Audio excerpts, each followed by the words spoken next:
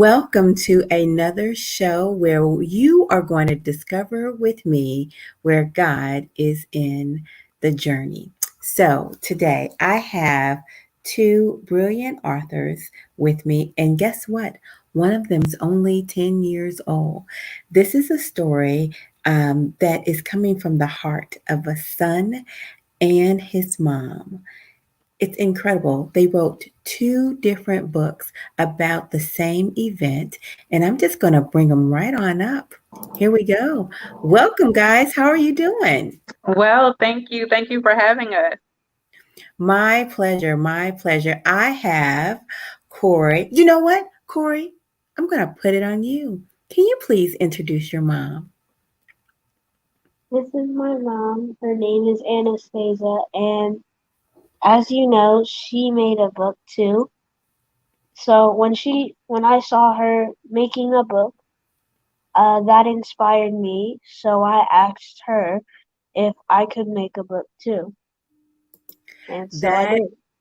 well, that is great. That is great. So she was making a book, and what did that mean to you? I mean, you're just hopping right in. So I'm going to go with it. You saw her making this book, and you said, I'm going to make one too. What did you want to make it about? I wanted to make it about my mom having cancer and how she beat it.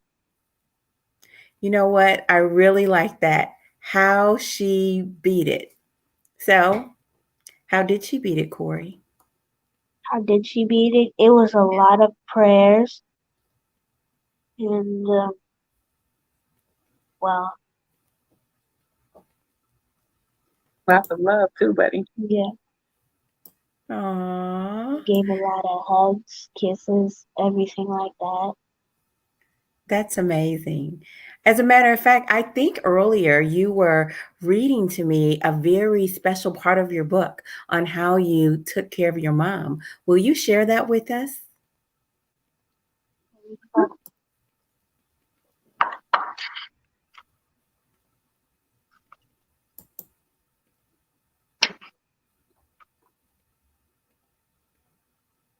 Mommy prayed with me before school and asked that God keep me safe, full of joy, and focused on my day. And he did just that. I helped my mommy a lot more after surgery because she couldn't move around very much. I sat with her and kept her covered up while she slept and got her water to drink. When it was time to take medicine, I felt like a doctor and Mommy was an excellent patient. That is so cool. That is so cool. You know, Anastasia, what I'm seeing is you empowered him. I You, absolutely felt like it was important that Corey's voice came through. I felt like it was a great way for us to cope, for us to heal, and for us to move forward together. hmm So, where does Corey fall in your tribe? Where does he fall in your Yeah. tribe of He's number children? one. He's the oldest. He's a great big brother to his little sisters, Kennedy and Aaliyah, who are 6 years old. They're twins. Oh my goodness. And so, Corey, what kind of advice, did you give the twins? What kind of advice did you give them? I mostly said to them, I know it's a little scary that she goes to the hospital a lot, but we have to push through and keep doing these prayers, keep giving love. Well, and we did just that. Aw. You know what? You are a very mature young man. Have you heard that before? Uh, No. Well, let me be the breaking news. Corey Stevenson is a very mature young man, and you have such a delicate heart. I really love that about you. Where do you think you got that from? I actually don't know. I feel like I got it from my mom and my dad. Oh, wow. Well, what kind of conversations have you had with your dad about your mom? Well, my dad keeps saying, I know it's scary, but we have to push through this. Mm-hmm. Mm-hmm. And so, what does pushing through it look like for you? Tell me about some of the hard times and then what you did about them. One of the hard times is when breast cancer started. It it kind of was like me and my mom were watching TV while my dad was going to pick up my sisters from their babysitter, I think. And at that part, she just fell to the floor, and then I just panicked. Mm, And then she told me to call my dad, and I did that. mm. So when my dad came, he called 911. Then the ambulance came, and they took her to the hospital. Oh, you are such a brave young man. You are so brave, and I really appreciate that. That was hard for you in that moment, right? Yeah. How do you feel about it now? I feel great. I just thank God that my mom is still alive, that she beat cancer. Do you know what the word resilience means? No, what does it mean? It means the characteristics that you have shown. It means getting through something even though it's really, really hard.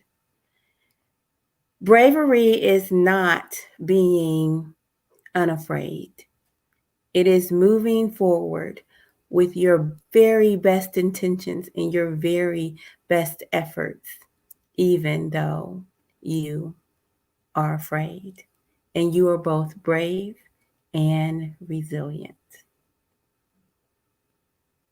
It's a good thing. It's a good thing. Do you have any particular prayer that you pray over your mother? Well, I'm not sure. What? Yeah. Say that. Our Father, the Lord's Prayer. That one? Mhm. Yeah. You can say that one, or I think earlier you were really sharing a scripture that you really enjoy. What's your favorite scripture? Scripture name? Philippians. Oh, Philippians 4:13. I can do all things through Christ that strengthens me. I think that very much goes with who you are and what you have exhibited. I really enjoy that. Now, I'm going to ask you an easy question. You've written this book and it's been a lot of fun. Not many people are, an author when they're not even a teenager yet. So, do you think this is something that you want to do again? I'm putting my mind to it, yeah. Mm-hmm. Mm-hmm. That's amazing. And I'm just curious, did you help design your book, the cover of your book? Yeah, I helped design a lot of it. Aw, that is really, really cool. Is there anything that you know? I want to know, what has God been talking with you about in regards to this journey? What has God been saying to you? He's been saying that I've been blessed for a long time. Oh, oh my goodness, Corey. He's taking me out. Corey, Way too adorable. I love it. I love it. I love it. You are such an amazing guy. You just continue to be you. Is there anything that you want to share about your love for God, share about your love for your mom and your family before you get out of here? Because I know you got to get ready for bed. But I'm just curious. Anything, share anything you want.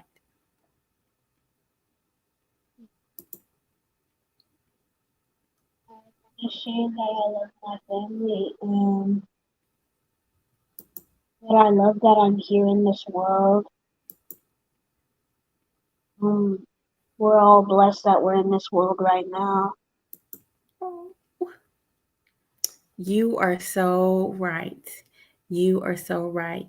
You know what, Corey? I just thank you for hanging out with me. And we're going to get together again on Thursday, right?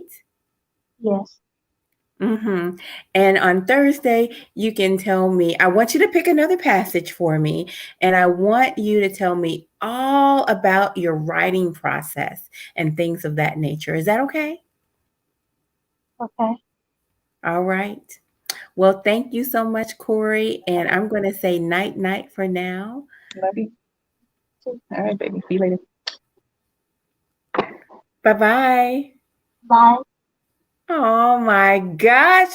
Oh my gosh. What Proud mom an moment.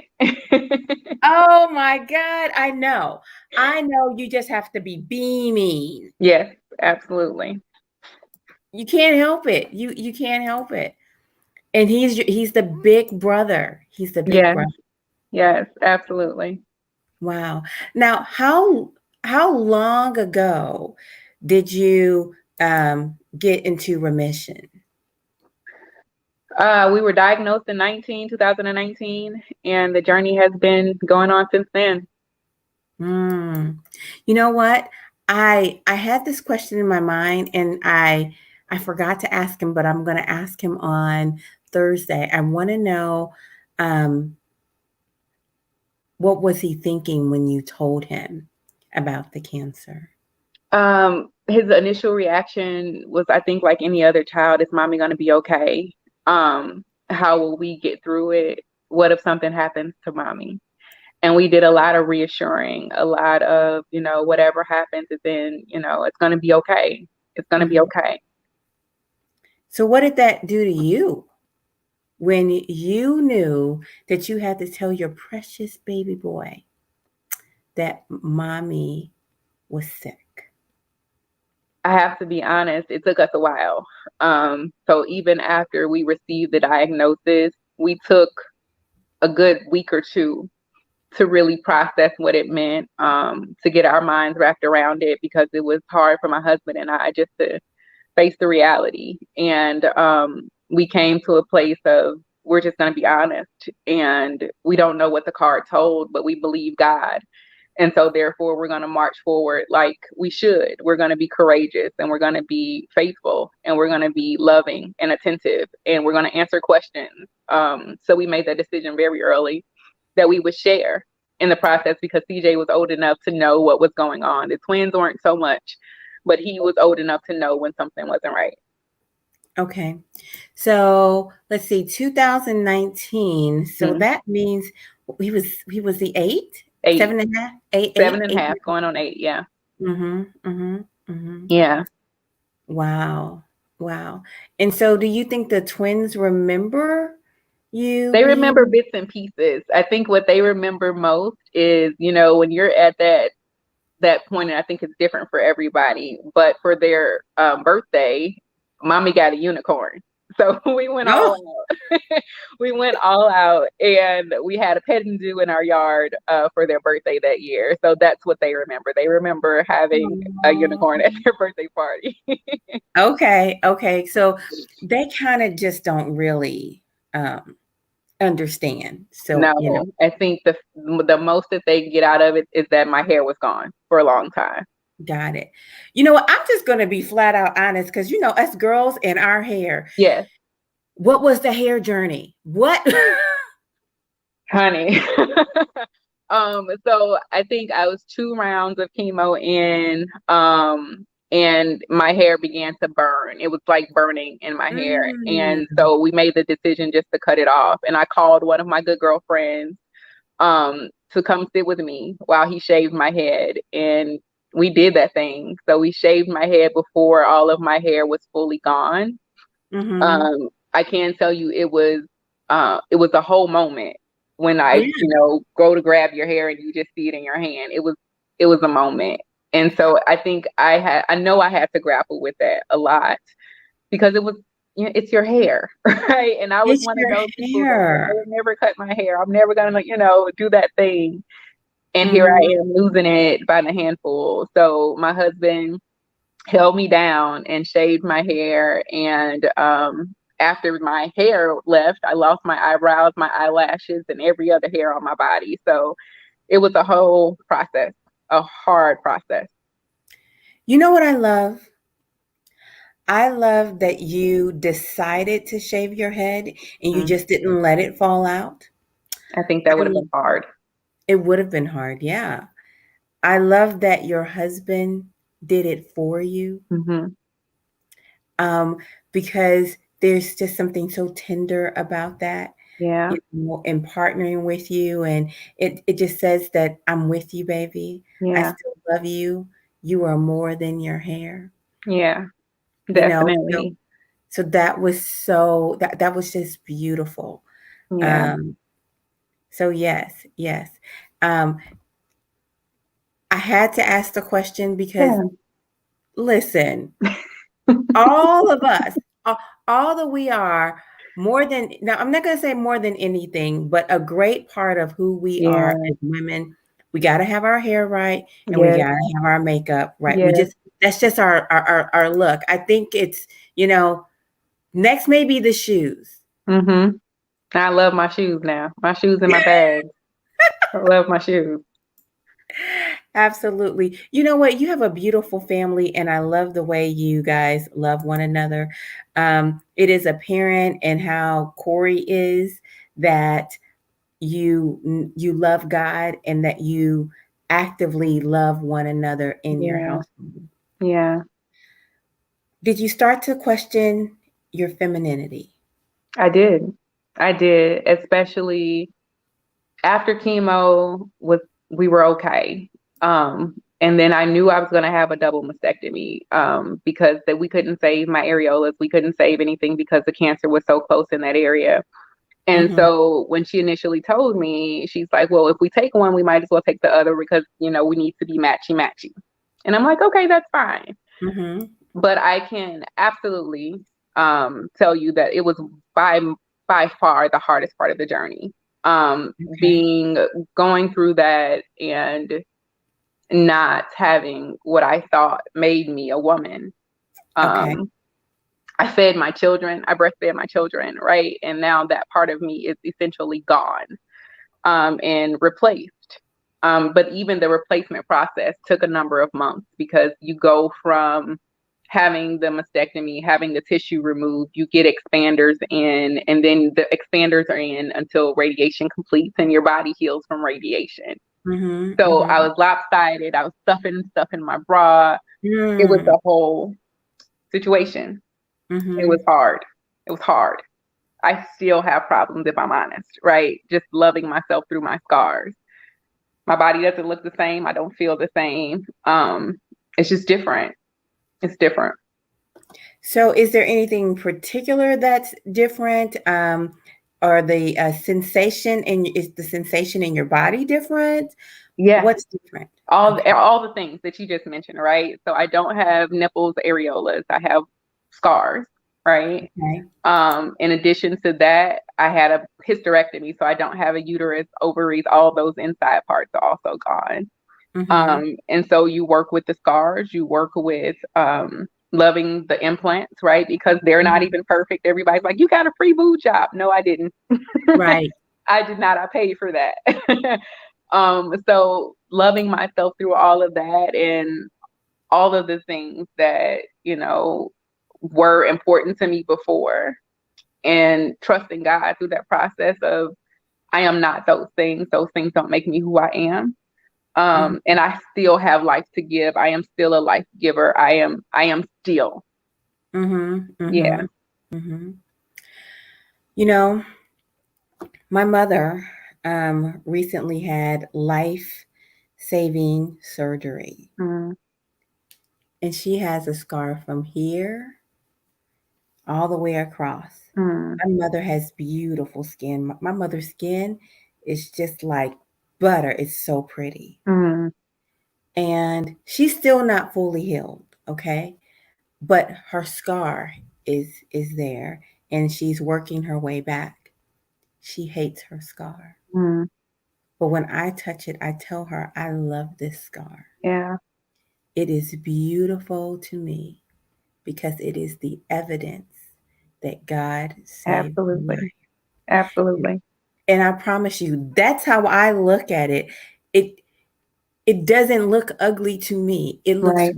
beautiful to me. And I share that with you from a person on the outside looking in. Maybe, just maybe, the people who love you see your scars the way I see my mommy's scars. Mm, yeah. They look gorgeous. Yeah. I can say that it has absolutely been, a big part of the journey in loving who I am. It's having my husband constantly reassure me of my beauty and Mhm, how grateful mhm. he is that I am still here and how he continues to love me through it all. He doesn't care about the scars. It doesn't matter to him. But it was absolutely I'm thankful for that. I am absolutely thankful for that. Mhm, Yeah. mhm. Amen. Now, I noticed you get teared up as you're talking. Tell me what is it that you're feeling? What's going on through your mind as you tear up? It's gratefulness. It's to Mm, know that in what was one of the more hurtful, unknowing moments, I am mhm, still here. I am still mhm, standing. I'm better than I was before. It's it's an evolution. That's the mhm, only way that I mhm. can describe it. It is such an evolution. That's beautiful. When you are in the grips of illness, right? What kind of things were you saying to God? What kinds of things were you asking of him? What were you being honest with him about? And what were Yeah. you being honest with yourself about? Yeah. I got down to about 120 pounds, give or take. Mhm. Okay. And my conversations with God were really, what am I learning? What Mm, did I do? What didn't I do? What am I responsible for here? What's gonna happen with my kids? You mhm, know, mhm, Lord, just let me live. I will mhm, give back. I will do the things. I will use my voice because I think that was one of the things that I learned in the process that I had not been doing. I had not been using my voice. I had not been encouraging. I had not been inspiring. I had not been empowering even to my family, to my husband, to friends, all of those things, all of those people who were important to me. And it was those conversations with God where he said, I'm here. Trust me. Trust me. mm, And I did. I think I played a lot of worship during that time. And one of my best girlfriends, my best friend Brandy, she was in the hospital when I woke up after my mastectomy, and she had my song on, my Korean Hawthorne, like, won't he do it? Okay, all he right now. will. I Yes. think somebody So wrote that for you. I think okay, it woke up with a praise. Okay, coming out of the anesthesia and everything.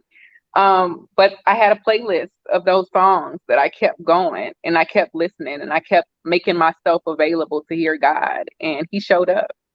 wait a minute. I love that. Making yourself available to hear God. Yes, ma'am. What does that look like? How do you do that? Be still. Okay. Psalms Mhm, 46 and 10. Be still. I think we get so busy with the go and I gotta be and I gotta go in this board meeting and this young professionals thing and I gotta grow for work, so I need this training and I need this education. No, be still. Listen to God and make yourself available to Him. And so that He can Mm, download those jewels, so that you can hear Him clearly, so that you can understand your assignment, right? There is purpose in every situation. There's always an opportunity to learn, to grow, to just become who He wants you to be, right? Because you have a journey, you have a purpose. And this is the time. This is the time He spoke to me. mm. So I'm going to say this scripture to you. Yeah. All things work together for the good of those who love the Lord. All the time. Talk to me about that. Yes. When I think about the hardness of it, if it were not hard, what would you learn? If you did not Mm, have this opportunity, how could you grow? If you mhm, did mhm, not take the position to trust Him, what would you not know? All of those things are working for my good. mhm. It doesn't matter who sees it or who doesn't. It's working for my good. Amen. So you're ill. Your husband's loving on you. You got your son. And what comes to your mind is, I'm writing a book. It didn't Wait a minute. come. I I know promise what it I'm wasn't going that to do. instant. It was not that instant. So my best friend again, she made me literally. Stacey, Okay. you need to keep a caring bridge, just so people can know. They can know what's going on. Nobody's calling you 1,000 times a day. Just update every now and then. And that journal turned into a book. I got it. So define a caring bridge. We're going to break this down. So a caring Yeah. bridge, what is that? What is that? It is a website that you build for a loved one or for yourself when you're going through different situations. I know a lot of folks use them as they're going through maybe cancer journeys, or maybe it is, Mm, a health issue, heart issues. People use them for whatever they need them for. But it's also an opportunity. This whole website is set up to where you can set a calendar to bring food, or just update people on what's going on with your journey, the latest surgery, the latest chemo, whatever. But it wow. gives everybody a one-stop shop to understand where you are, what you need, what kind of support is important, what the doctors are saying. You just put it all in this one place. And yeah, That is so great. I honestly had never heard of that. Where yeah, did that come from? have no idea, but it was her idea. Okay. Yeah, it's KarenBridge.com. Wow. Yeah, That is such a marvelous and it's idea. free. And so that's incredible. Yeah, So you did that and you set up this journal and then you just extracted all of that and put it in your book? that's Is that right. what There happened? are different portions of the book that are actually copy and paste journal entries, right? So each portion, each chapter of the book has Mm, a journal entry that goes with it. wow. Say that website again. It's Somebody type this. Karen, yep, KarenBridge.com. caringbridge.com. Mm-hmm. That is going to help somebody. I have a Facebook group that I started, and it's the Caring Corner. I'm going to put that in there because we need it. We need Yeah, to know about it. Um, Loved ones are going through things, or you have a sick kid. That needs to be on there. I love agree. that. I Yeah. love it. Okay, so some of this is copy and paste. What else is in that book besides, you know, what you put, what you put down while you were in the journey? What else did you put in there? Yeah, I think I went through 9 chapters, and there are different phases of the journey. It starts out with, what did I say immediately following the diagnosis phone call, all the way through the acceptance and the denial, right, of the Mm, process. I talk about love and marriage, how it impacted our marriage, mhm. sisterhood, because my girls are everything, right? They were there. I had a couple of girls that I don't know what I would do without them. So friendship was really important. And then yeah, it just my thoughts about surgery, radiation, and chemo. Oh my, right? So it just goes Mm-hmm. through everything. Mm-hmm. Mm-hmm. So, who is this book for? Who would benefit from reading your book? Anyone that has had any impact with the cancer journey. Also, folks that are looking to evolve and find the silver lining in their clouds. Um, I feel like my book offers just hope and inspiration. Mm-hmm. I feel inspired for sure. Now, can you just give us a little bit, a chapter out of your book? Can you read us something? Can you You share would something? like me to read a book? Oh, sure, Yes, sure, sure, just sure. share a little bit. Please Sure, share. sure, sure. Let's see. I can give you a little bit of the bonds of sisterhood. This is chapter 6. Um, and it starts out, if either of them falls down, one can help the other up, but pity the one who falls and has no one to help them up. Ecclesiastes 4:10. I Mm-hmm. realized the power of a village extremely early in my diagnosis. I didn't know how critical they would become along the journey, though. I have been blessed to meet and love many friends, associates, and then some friends that became family. Once Corey and I decided we wanted to begin including others in on the news of that diagnosis, we started slowly by telling immediate family. We knew that this was going to be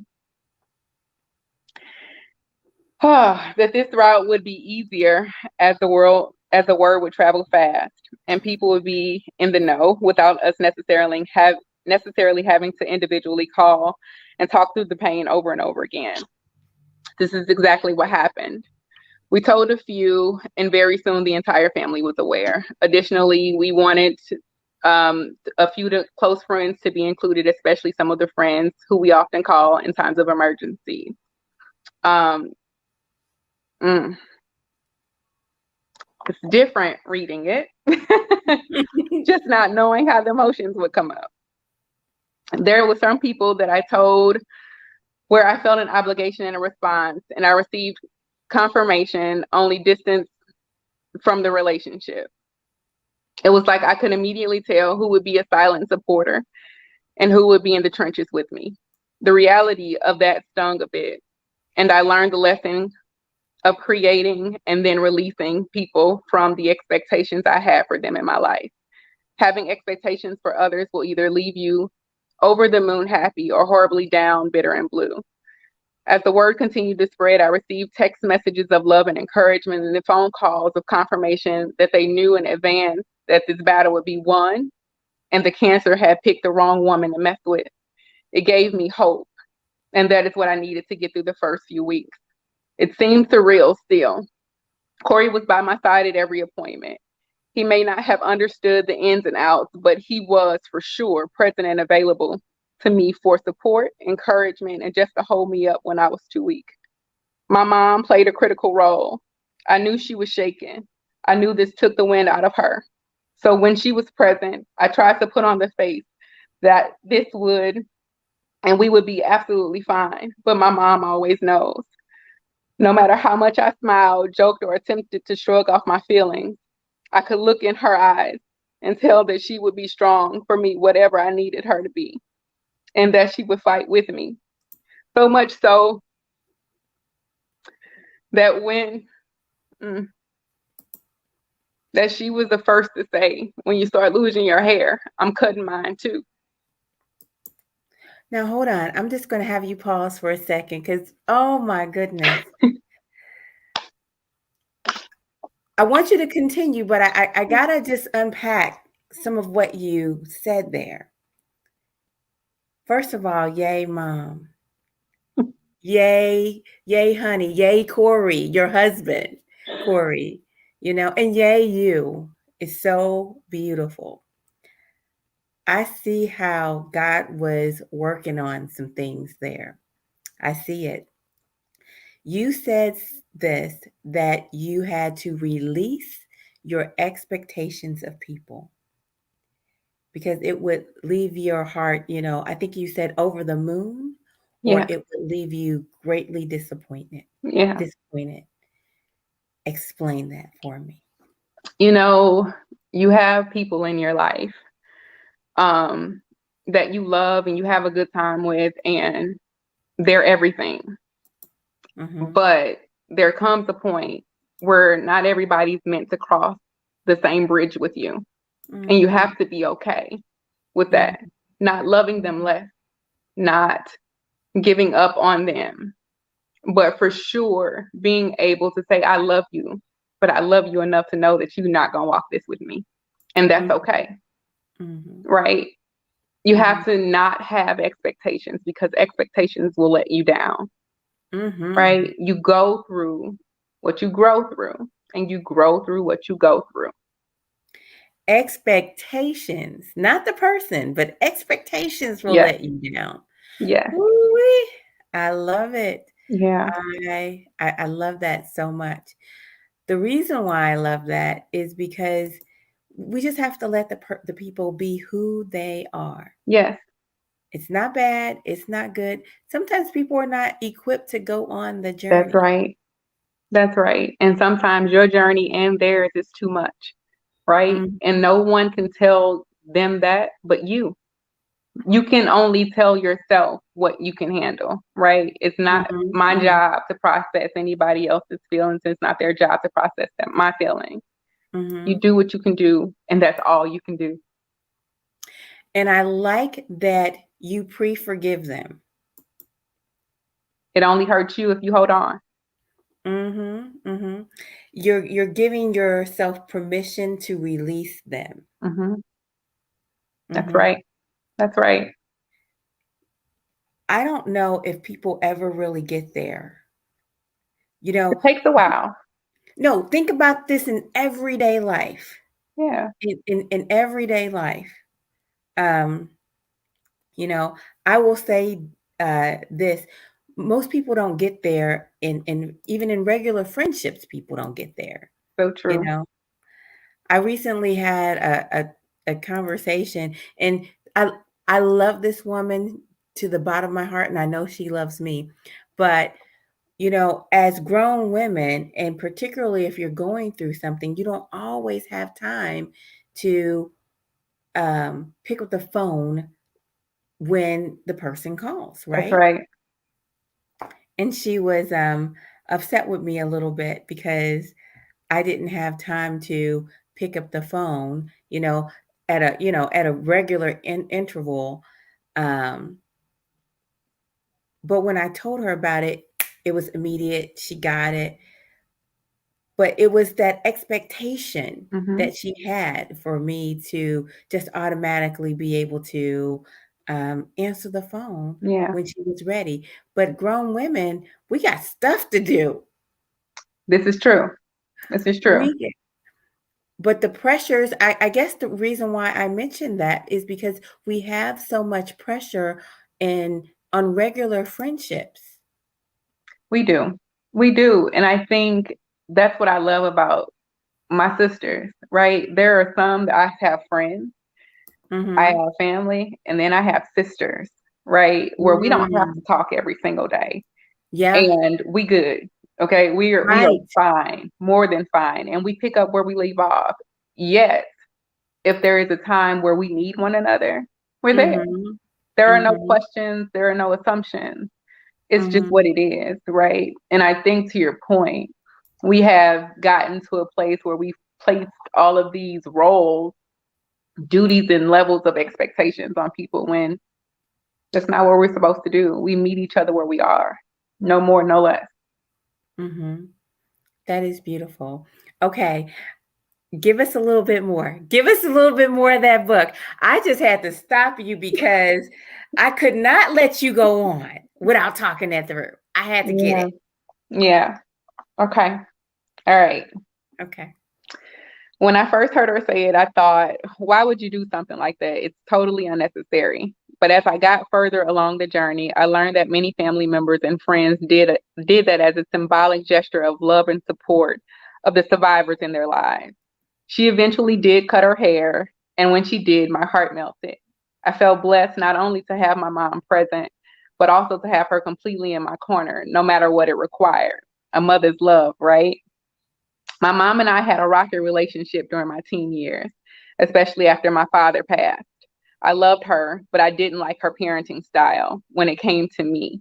In my eyes, she was extremely easygoing on my brother, and he had very few consequences. But for me, she was overly stern and plain old mean. Well, that's what I used to think. As I matured and life got the best of me, we had a conversation. She told me once, I push you because I see something in you. You're different and you're special and you will be better. At that moment, that meant the world to me because I often doubted that she actually believed any of that to be true about me. Over the years on this earth, we've fallen out. We haven't seen eye to eye. But to look at us now, it's so different. She shows her love in many ways. She is always available to me and gets upset if I miss a day of not calling to check on her. She is often at our home to love on our kids and make my favorite meals or desserts. She often takes the kids to give Corey and me a break. And sometimes we just sit in silence and watch TV together.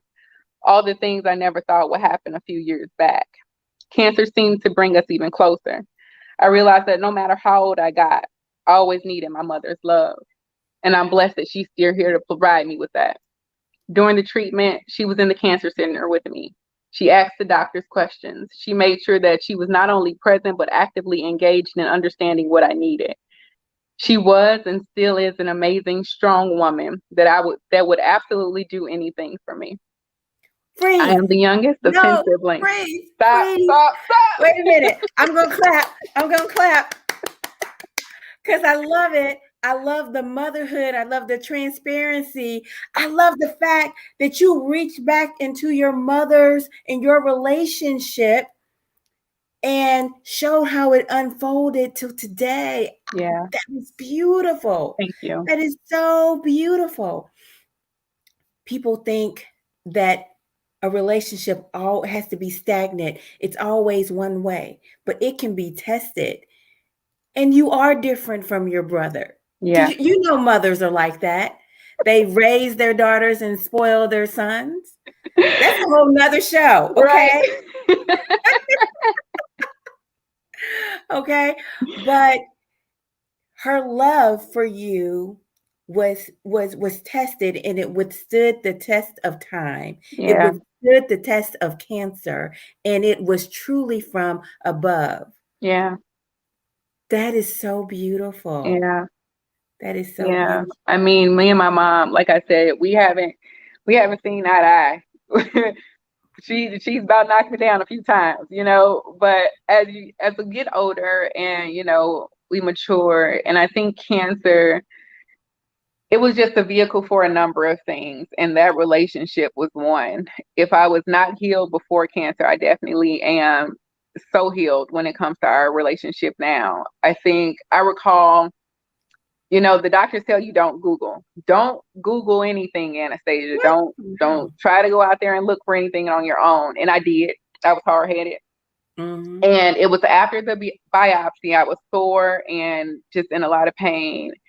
And I'm watching all of these video clips of, people talking about the chemo treatments are killing you and they're just trying to, get money and you should go out of the country and get all a natural.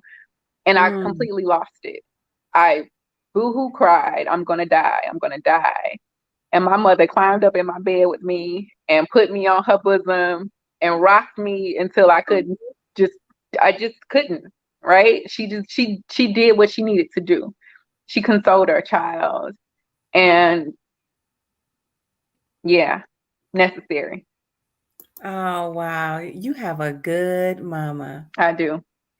You know what? I'm very thankful that you still have your mother here Yeah. to do that because she filled such a role in your heart.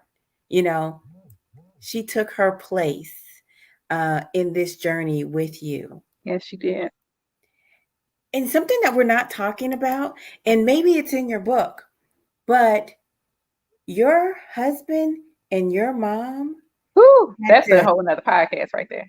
Real, because I would love to know that dynamic because they had to come around you in a way that kept you sheltered and close without stepping on one another.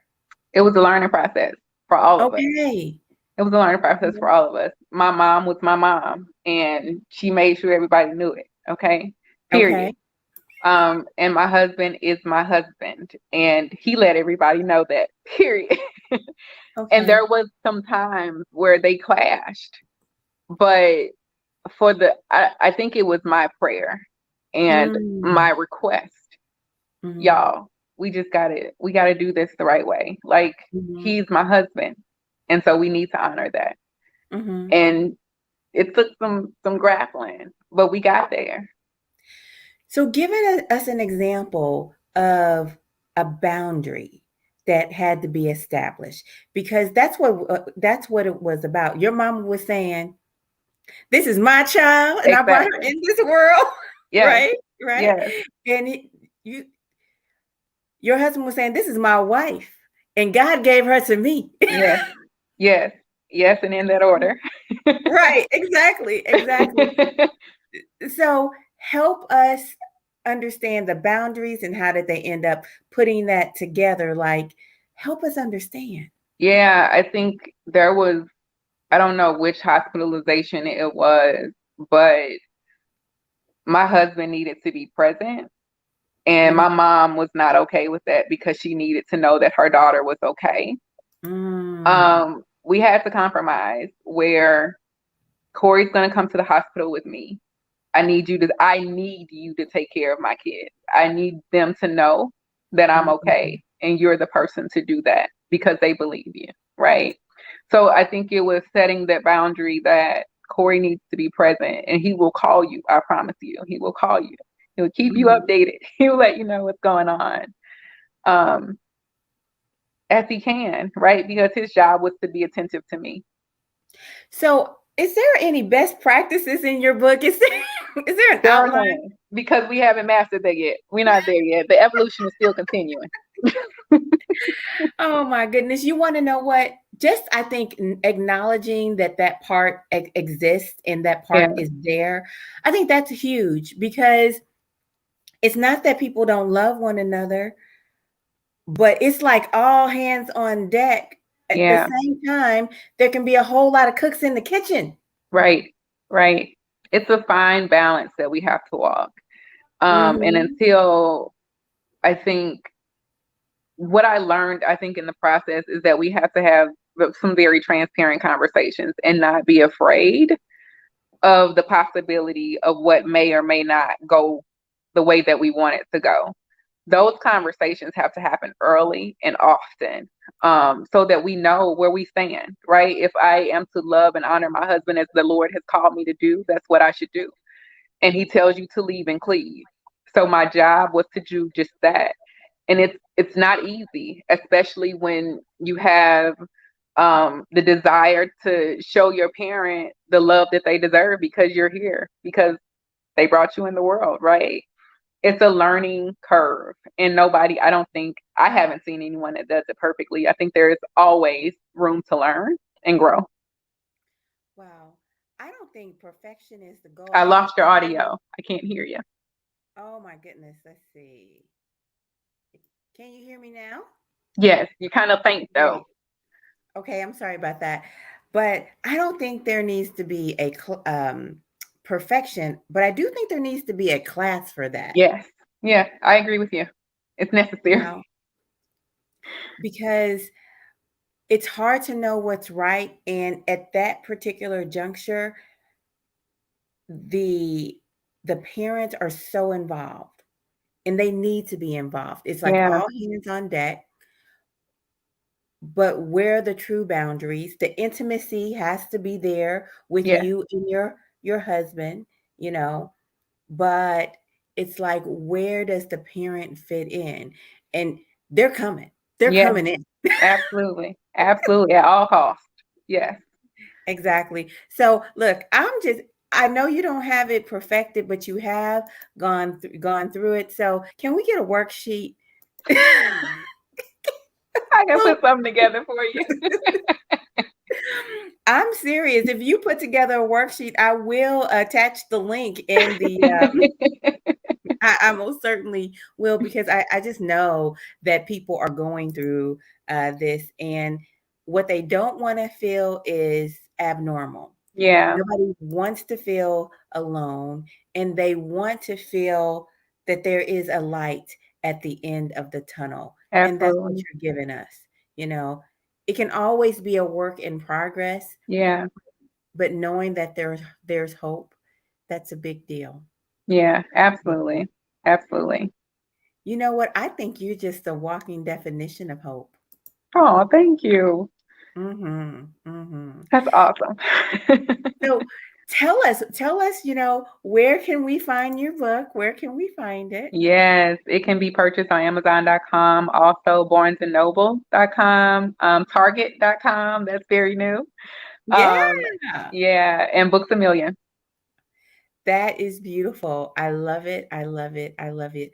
I so appreciate you sharing your story with me and my audience. It is heartwarming, and you are very precious. I am so thankful for you. Thank you for having me. I so appreciate you. My pleasure. Is there any scripture that you want to leave us with? Is there any I think scripture? I think I've given it to you. Psalms 46:10. Be still and know that I am God in all things. Amen. Well, that was worth repeating. Thank you so much for hanging out with us. Thank you, audience. Thank Oh, you. you guys have been such a blessing, and we will see you back here, right? We'll see you Yes, back here on Thursday. Now, Thursdays are a little bit different. For me, Sundays, we're at the kitchen table, but on Thursdays, we're at the water boardroom. cooler.